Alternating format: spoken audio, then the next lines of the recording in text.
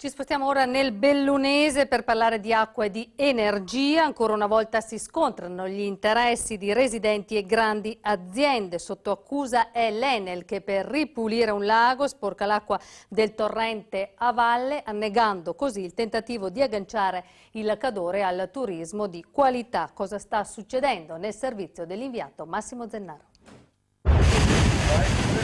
La pompa sta estraendo il fango dal fondo del lago di Valle di Cadore, poi viene miscelata con l'acqua pulita sotto il bacino e questo è l'effetto visibile sul fiume.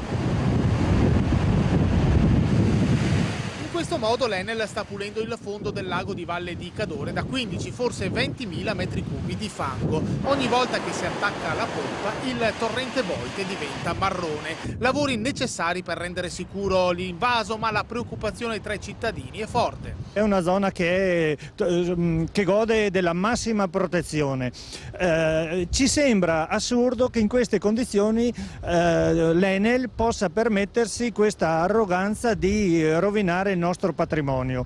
Il progetto originario, aggiunge Ferro Pattai, prevedeva che il fango venisse essiccato e poi portato via con i camion, ma così sicuramente costa meno. In un momento in cui ci vengono a mancare le industrie, chiudono le occhialerie, la nostra risorsa principale è il turismo e questo non fa certo bene.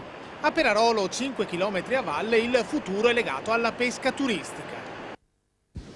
Io affitto camere nel periodo da marzo a settembre, lavoro bene con i pescatori, ma nessuno viene a pescare con quest'acqua qua. L'acqua di questo tipo perché porta asfissia al pesce mancandoci l'ossigeno e oltretutto il fango depositandosi sul fondo va a uccidere tutti i microrganismi che sono vitali per la vita poi del pesce. I lavori dureranno altri 2 mesi e mezzo e probabilmente rispettano tutte le norme, ma i danni alla boite sono già gravi e la preoccupazione è ancora maggiore per la prevista pulizia del lago del centro Cadore. Qui i fanghi da asportare sono più di 1 milione di metri cubi.